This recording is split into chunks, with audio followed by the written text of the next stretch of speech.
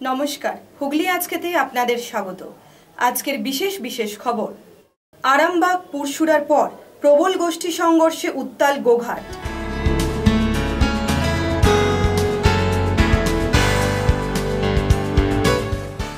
ফের আক্রান্ত প্রতিবাদী, চাঞ্চল্য পান্ডুয়ায়।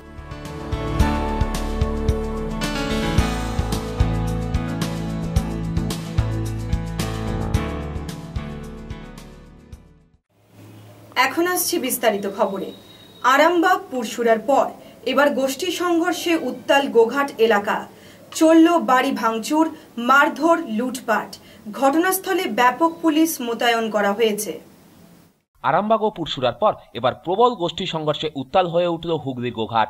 এখানকার অনুপনগরে সোমবার বিকেল থেকেই মঙ্গলবার পর্যন্ত দফায় দফায় সংঘর্ষে 7টি বাড়ি ভাঙচুর হয়। এর পাশাপাশি বাড়ির লোকেদের মারধর করা হয়। পাশাপাশি চলে বাড়ির ভিতরে ঢুকে লুটপাট, যাবতীয় জিনিসপত্র ভাঙচুর। অভিযোগ স্থানীয় তৃণমূল নেতা ফরিদ অনুগামীদের বিরুদ্ধে। গোঘাট 2 নম্বর ব্লকের 2 দাপুটে তৃণমূল নেতা তথা কৃষি কর্মাধ্যক্ষ আতাউল বাহিনীর সাথে পূর্ত কর্মাধ্যক্ষ ফরিদ খানের অনুগামীদের এই লড়াই। তবে এদিন আতাউল বাহিনী ফরিদের অনুগামীদের বাড়ি ভাঙচুর করে বলে অভিযোগ। এলাকায় পুলিশ গেলে তাদের ঘিরে বিক্ষোভ দেখানো হয়। সকাল থেকে এলাকায় পুলিশ মোতায়েন করা হয়েছে। আক্রান্ত ফরিদ অনুগামীদের অভিযোগ, আতাউল বাহিনী পুলিশকে নিয়ে তাদের বাড়িতে গিয়ে অত্যাচার চালিয়েছে। পুলিশই ভাঙছে, আমার নিজের সাইকেলের হ্যান্ডেল ভেঙেছে, দেখাবো এখনো ইয়ে দিয়ে আছে, ঝাল দিয়ে আছে, যে ঠেঙে দিল ঘেঁচক করে। মোটর সাইকেলের কাঁচ ভেঙে দিল। কেন? ওই পুলিশে বলছে তোমার ছেলে ইয়ে করে, পার্টি করে। আমি বলছি, বললেও শুনিনি। আমার একটা হ্যান্ডেল ভেঙে দিল, আমার কাঁচ ভেঙে দিল, মোটর সাইকেল ভেঙে দিয়ে পালিয়ে গেল। মোটর সাইকেল নিয়ে চলে যাচ্ছিল। তাহলে এইরকম কেন হচ্ছে বারে বারে? আমরা সবাই একত্র, পুলিশকে আমরা আসতে দেবো না এখানে। আমরা পুলিশকে আর আসতে দেবো না। কেন? আমার 60 বছর বয়সে আমি টিভি চুরি করতে গেইনু, আমার পেটটা যে বেরিয়ে আছে, এদিকে আমার হাই প্রেশার, আমাকে কেস দিচ্ছে, চুরির কেস দিয়ে ছুট হবে। তাহলে আমরা নেতা, ওরাই নির্বাচন করে দাও, কে নেতা হবে? নাহলে উপরতলার লোককে বলে দাও, তারাই তো লাগাচ্ছে। তাহলে অন্যটাই পুলিশ এসে ওই পক্ষ টাকা খাচ্ছে, খাইয়ে দিয়ে আর এখানে ছুটাচ্ছে সব। লোক নেই, যে 10-20টা লোক থাকবে, দিয়ে পুলিশকে শুধু রেখে দিচ্ছে। বাবা, মেয়ে ছেলে আদি করে কেউ আমরা বাড়িতে টিকতে পারিনি। রাতে দিনে ঘুম নাই, দুটি রান্না খাওয়া পর্যন্ত করতে পারিনি। ছেলেরা জানের ভয়ে যে পালাচ্ছে, মার দেশ, সেখানে পর্যন্ত পুলিশ ছুটছে। খালি আফসারুল আতকান্ডাটি করছে আমাদের দেশে। লালু ছেলে আফসারুল, সে ঘরগুলো সব বললে তেড়ে তুলে, সে সব তার দলের লোকজন সব তাড়াতাড়ি। পুলিশই ঘর ভাঙছে। হ্যাঁ, পুলিশও ভাঙছে, আবদলা ভাঙছে, আফসারুলটা এসছে, অদলা ভাঙছে। যখন পুলিশ চলে যাচ্ছে তখন অদলা এসে বের করছে। আমরা কি কেউ ঘরে থাকতে পারছি? মেয়ে ছেলে আদি করে আমরা তো থাকতে পারছি না ভাই। রান্না ভাত পড়ে থাকতে আমাদেরকে মারতে ছুটতে হচ্ছে। মেয়ে ছেলে কি না আমরা মারতে ছুটবো। যদিও এই অভিযোগ অস্বীকার করেছে ফরিদ বাহিনী। আজ দুপুরের পর থেকে ব্যাপক পুলিশ মোতায়েন করা হয়েছে ওই এলাকায়। ব্যুরো রিপোর্ট, হুগলি আজকে। পুলিশি পাহারারত ডানলপ কারখানায় চলল গুলি। আহত এক যুবক। পুলিশ তাকে উদ্ধার করে হাসপাতালে ভর্তি করে। খাতায় কলমে পুলিশি পাহারারত সাহাগঞ্জের পরিত্যক্ত ডানলপ কারখানার ভিতরে গুলি চালানোর ঘটনায় ব্যাপক চাঞ্চল্য ছড়ালো। আজ দুপুরে ঘটনাটি ঘটেছে কারখানার ভিতরে হিন্দি প্রাথমিক বিদ্যালয়ের সামনে। বছর 30-এর সোহন মাঝি নামের ওই যুবক কোনক্রমে বিদ্যালয়ের ভিতরে ঢুকে প্রাণ বাঁচায়। তখন স্কুল চলছিল, তাই রক্তাক্ত ওই যুবককে দেখে আতঙ্কিত হয়ে পড়েন বিদ্যালয়ের খুদে পড়ুয়া সহ শিক্ষক শিক্ষিকারা। খবর দেওয়া হয় চুচুড়া থানায়। পুলিশ জখম ওই যুবককে চুচুড়া ইমামবাড়া সদর হাসপাতালে নিয়ে গিয়ে ভর্তি করান। এরকম আপনার স্কুলে একটা ঘটনা ঘটেছে শুনলাম। मैं ऑफिस में बैठ कर काम कर रहे थे। उसी समय हमारे एक शिक्षक आकर बोले कि एक आदमी बरामदा में आकर गिरा हुआ है। वो हम बोले जाकर देखिए क्या हुआ है। तो जाकर देखे जी वहाँ पर और खून से लथपथ पड़ा हुआ है। उसके बाद हमने गए और मास्टरों को बुलाए। सबने देखा। देखने के बाद में हम मिड डे मील खिलाने का टाइम हो गया था, इसलिए हम लोगों ने लड़कों के पीछे पड़ गए, उसको छोड़ दिया। तो हमारे असिस्टेंट टीचर AK सिंह के फोन के पुलिस आई, उसको देखकर उठाकर लेके चली गई। প্রাথমিক তদন্তে পুলিশের অনুমান, ডানলপ 72 নম্বর রেলগেটের বাসিন্দা সোহন কারখানার মাল চুরিকাণ্ডে যুক্ত। নিজেদের মধ্যে ভাগ বটরা নিয়ে বচসার জেরেই এই ঘটনা কিনা খতিয়ে দেখছে পুলিশ। ছোটুর সাথে সুদীপ দাসের রিপোর্ট, হুগলি আজকে। গোপন সূত্রে খবর পেয়ে এক নাবালিকার বিয়ে রুখল প্রশাসন। ঘটনাটি পান্ডুয়া থানা অন্তর্গত সোমরাগড়ি এলাকার। গোপন সূত্রে খবর পেয়ে নাবালিকার বিয়ে রুখল প্রশাসন। মঙ্গলবার দুপুরে ঘটনাটি ঘটেছে পান্ডুয়া থানার সোমরাগড়ি এলাকায়। এদিন পান্ডুয়ার জয়েন্ট ভিডিও তন্ময় কংসমণিক ও পান্ডুয়ার বিডিও অফিসের কর্মী মানস মুখোপাধ্যায়ের নেতৃত্বে পান্ডুয়া থানার পুলিশ গিয়ে ওই নাবালিকার বিয়ে বন্ধ করে দেয়। আগামীকালই তার বিয়ে ছিল। ওই নাবালিকা স্থানীয় উচ্চ বিদ্যালয়ের নবম শ্রেণীর ছাত্রী। কুলটি রোডের এক তরুণের সঙ্গে তার বিয়ে ঠিক হয়েছিল। নাবালিকার বাবা নিমাই কুমার লোহার বলেন, প্রশাসনের লোকজন আমাদের বোঝাতেই আমরা মেয়ের বিয়ে বন্ধ করেছি। ব্যুরো রিপোর্ট, হুগলি আজকে। হেলথ কার্ড নিয়ে এবারে বিডিও অফিসে বিক্ষোভ দেখালো খোদ তৃণমূল কংগ্রেসের জয় হিন্দ বাহিনী। ঘটনাটি পান্ডুয়া বিডিও অফিসের। পান্ডুয়াতে হেলথ কার্ড নিয়ে দীর্ঘদিনের সমস্যা ছিল। এবারে এ নিয়ে বিডিও অফিসের সামনে বিক্ষোভ দেখালো খোদ তৃণমূল কংগ্রেসের জয় হিন্দ বাহিনী। এদিন পান্ডুয়া জয় হিন্দ বাহিনীর অফিসের সামনে থেকে স্থানীয় তৃণমূল নেতা সঞ্জয় ঘোষের নেতৃত্বে মহিলারা মিছিল করে বিডিও অফিসে আসেন। সেখানে জয়েন্ট বিডিওকে এ বিষয়ে স্মারকলিপি প্রদান করা হয়। সঞ্জয়বাবুর পাশাপাশি উপস্থিত ছিলেন স্থানীয় তৃণমূল নেতা বাদশাহ আলম সহ আরো অনেকে। পরে জয়েন্ট বিডিও এ বিষয়ে দেখবেন বলে জানান। অন্যদিকে এ বিষয়ে সঞ্জয় ঘোষ জানান, পান্ডুয়া ব্লক তৃণমূল কংগ্রেস জয়েন্ট বাহিনী কমিটির পক্ষ থেকে আজকে জয়েন্ট বিডিওর কাছে আমরা একটা ডেপুটেশন দিতে এসেছি, মানে মৌখিকভাবে, যেটা হচ্ছে মমতা বন্দ্যোপাধ্যায় যে কর্মসূচি স্বাস্থ্য বিমা, সেই স্বাস্থ্য বিমা থেকে আজকে কয়েকশো মহিলা এবং কয়েক হাজার মহিলা বঞ্চিত ছিল। যেহেতু জয়েন্ট বিডিও সিপিএম পরিচালিত এমএলএ যেহেতু পান্ডুয়া, তার হাত ধরে এগুলো বঞ্চিত করেছিল বলে আমরা ঐক্যবদ্ধভাবে আমরা আজকে কাজী বাদশাহ আলম, আনিস ভাই, আমাদের ফিরোজ আছে, আমাদের মলয় ব্যানার্জি থেকে আরম্ভ করে সৌরভ ব্যানার্জি যুব কার্যকরী সমিতি সবাই মিলে আমরা এসেছিলাম জয়েন্ট বিডিওর কাছে আজকে হাজার মহিলার কাজ করবার জন্য।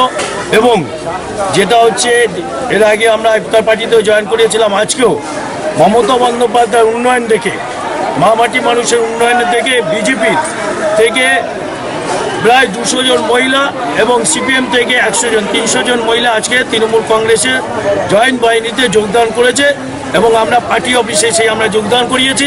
তাদের মিছিল নিয়ে আমরা এখানে এসেছি। স্বাস্থ্য বিমা করে দিলাম। জয়েন্ট বিডিও বলেছেন, প্রশাসন বলেছেন আমরা যত তাড়াতাড়ি হোক 10 থেকে 15 দিনের মতো আমরা গরিব মানুষের স্বাস্থ্য বিমা করে দেব। বালাজি ঘোষালের রিপোর্ট, হুগলি আজকে।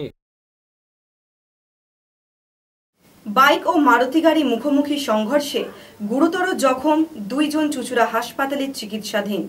আজ দুপুরে ঘটনাটি ঘটেছে ত্রিবেণী পালপাড়ায়। বাইক ও মারুতি গাড়ির মুখোমুখি সংঘর্ষে গুরুতর জখম হলেন 2 বাইক আরোহী। আজ দুপুরে ঘটনাটি ঘটেছে মগরা থানার অন্তর্গত ত্রিবেণী পালপাড়া এলাকায় অসম লিঙ্ক রোডে। আহত ওই 2 যুবককে তড়িঘড়ি উদ্ধার করে চুঁচুড়া ইমামবাড়া সদর হাসপাতালে নিয়ে আসা হয়েছে। তাদের নাম মৃদুল দে ও সম্রাট সরকার। তারা দুজনেই ব্যাংকের কাজ মিটিয়ে কুন্তিঘাট গোপালপুরে নিজেদের বাড়িতে ফিরছিলেন। বর্তমানে চুঁচুড়া হাসপাতালে চিকিৎসাধীন রয়েছেন ওই 2 জন। ব্যুরো রিপোর্ট, হুগলি আজকে। প্রতিদিনই বাড়ির সামনে বসত মদ জুয়ার আসর। প্রতিবাদ করায় বেধড়ক মারধর করা হলো এক ব্যক্তিসহ তার পরিবারকে।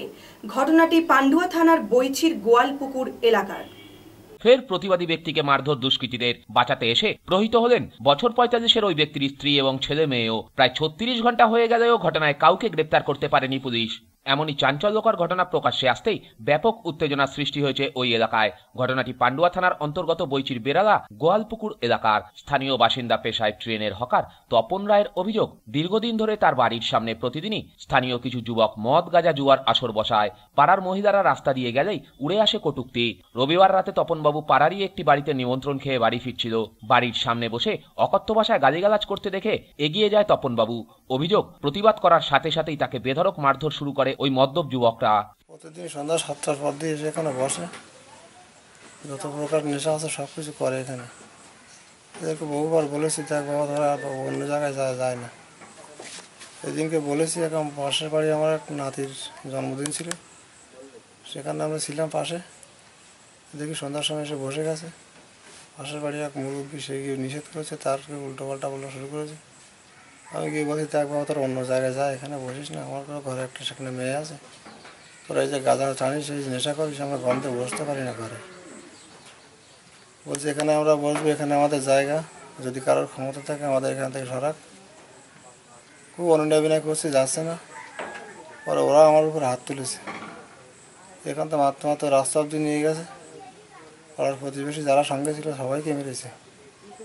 পরে কি যেন রড না হাতুড়ি কী দিয়ে মারলো, মাথা ফেটে পড়ে গেছি।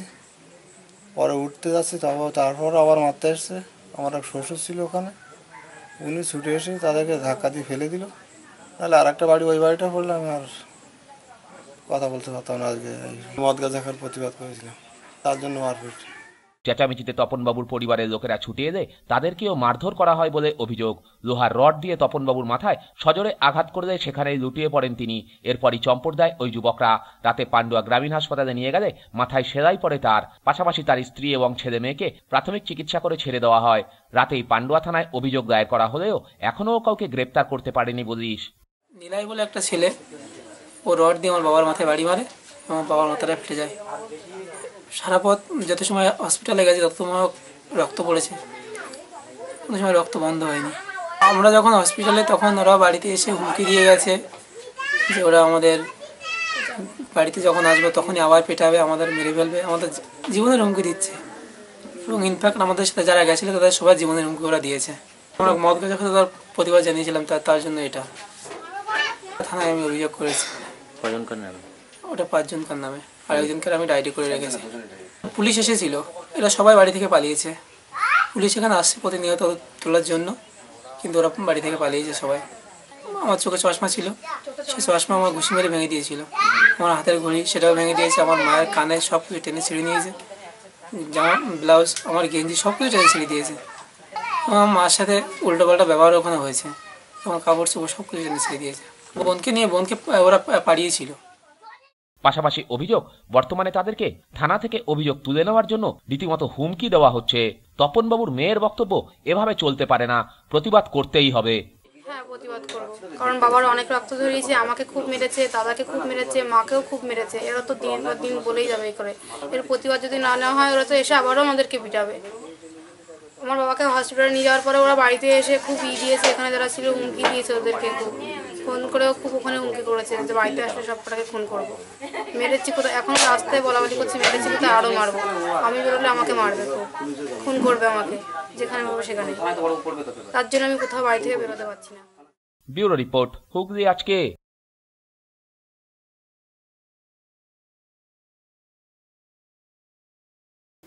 হুগলির রায়বাজার সার্বজনীন রথযাত্রা কমিটির উল্টো রথ বের হলো মহা সাড়ম্বরে।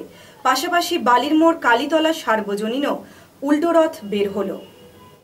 হুগলি রায়বাজার সার্বজনীন রথযাত্রা কমিটির উল্টো রথ বের হলো রায়বাজার দুর্গা মন্দিরের সামনে থেকে। রথের আগে ছিল গোপাল ভাঁড়, জোকার সহ বিভিন্ন ধরনের সং, ছিল সাঁওতালি নৃত্য, নাম সংকীর্তন। এদিন কয়েকশো ভক্তবৃন্দের সমাগম হয় এখানকার রথের দড়িতে একবার হাত দিতে।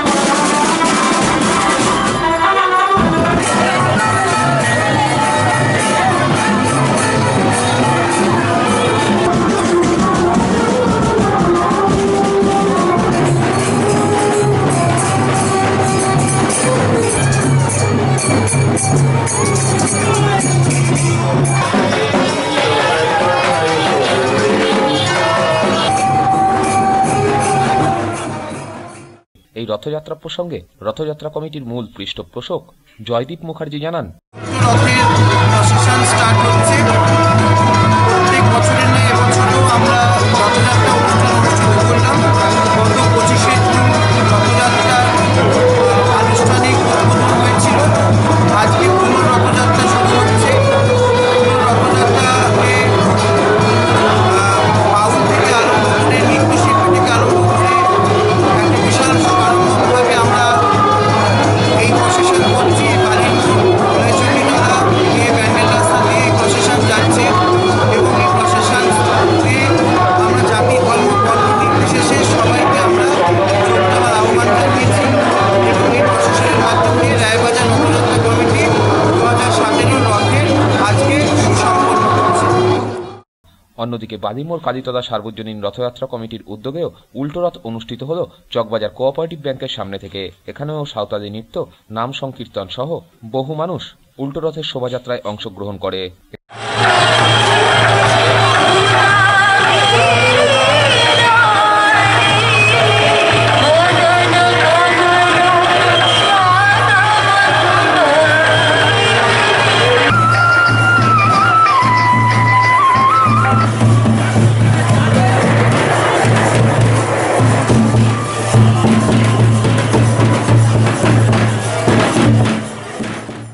এখানে উপস্থিত হয়েছিলেন স্থানীয় বিধায়ক অসিত মজুমদার, হুগলি চুঁচুড়া পুরসভার পুরপ্রধান গৌরীকান্ত মুখার্জি, স্থানীয় কাউন্সিলর ঝন্টু বিশ্বাস সহ অন্যান্যরা।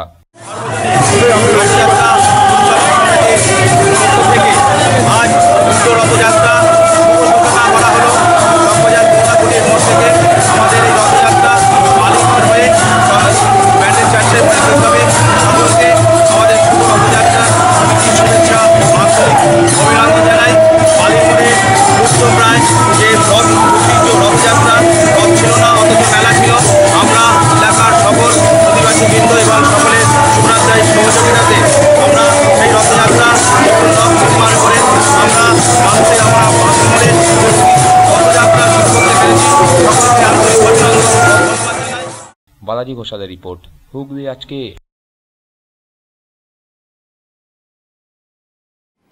উল্টো রথের দিন জগদ্ধাত্রী পুজোর কাঠামো অনুষ্ঠিত হল চন্দননগর গোন্দলপাড়ায়। এবারে এই পুজো 50 বছরে পদার্পণ করল। উল্টো রথের দিন কাঠামো পুজো অনুষ্ঠিত হল জগদ্ধাত্রী পুজোর চন্দননগর গোন্দলপাড়া কদমতলা জগদ্ধাত্রী পুজো কমিটির পুজো এবারে সুবর্ণ জয়ন্তী বর্ষে পদার্পণ করল। এই উপলক্ষে উল্টো রথের দিনই এখানে কাঠামো পুজো অনুষ্ঠিত হল। উপস্থিত হয়েছিলেন এলাকার বিশিষ্ট জনেরা, উপস্থিত ছিলেন এলাকার বহু মহিলারা। আজকে কাঠামো পুজো করা হচ্ছে, কদমতলা বারোয়ারি জগদ্ধাত্রী পূজার প্রতিমার কাঠামো পুজো করা হচ্ছে। এদের বছর 50 বছরের পুজো। পুজোটা আপনার আমাদের পুজোটা শুরু হয় গঙ্গার থেকে খড়কুটো ভেসে যাচ্ছিল, ভেসে গিয়ে চাউলপটির সামনে রাজা কৃষ্ণচন্দ্র শবনাগাতি পায়। তখন রাজা কৃষ্ণচন্দ্র সেই খড়কুটোকে করে প্রতিষ্ঠিত করে জগদ্ধাত্রী পুজো শুরু করে। চাউলপটি হচ্ছে আদিমা, আর আমাদের ভদ্রেশ্বর তেঁতুলতলা আছে ছোট মা। এটা 50 বছর ধরে পুজো হয়ে আসছে।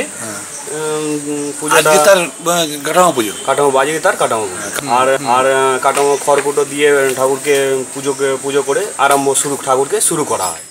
এদিন থেকেই জগদ্ধাত্রী প্রতিমা তৈরির পাশাপাশি এখানকার থিমও তৈরি করা শুরু হবে বলে উদ্যোক্তারা জানান। প্রবীর বসুর রিপোর্ট, হুগলি আজকে। 107 গাড়ির ধাক্কায় জখম বছর 12-র এক কিশোরী। গুরুতর জখম অবস্থায় ওই কিশোরী হাসপাতালে চিকিৎসাধীন। এরপরে ক্ষিপ্ত জনতারা পোস্টে বেঁধে গণপ্রহার করে ঘাতক ওই গাড়ির চালককে। পরে পুলিশ গিয়ে তাকে উদ্ধার করে। ঘটনাটি চুঁচুড়া থানার অন্তর্গত শরৎসরণী এলাকার।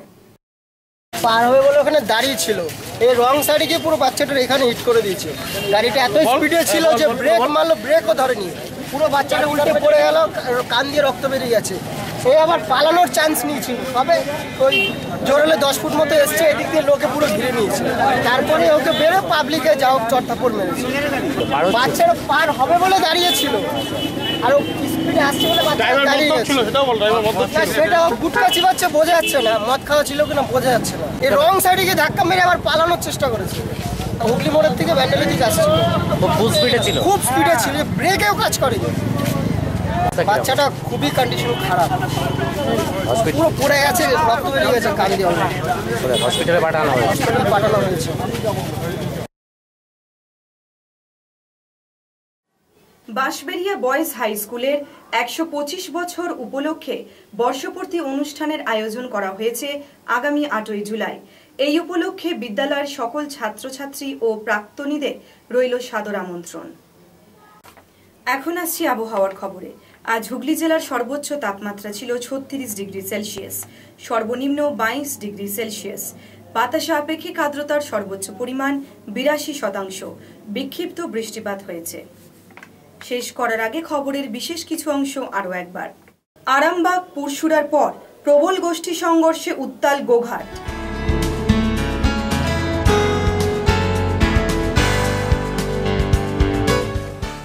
ফের আক্রান্ত প্রতিবাদী, চাঞ্চল্য পান্ডুয়ায়।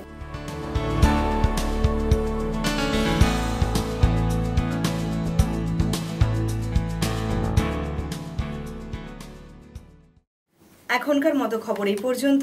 প্রতিদিন রাত ৮টায় দেখুন ইন এএমবিসিতে হুগলি আজকে। নমস্কার।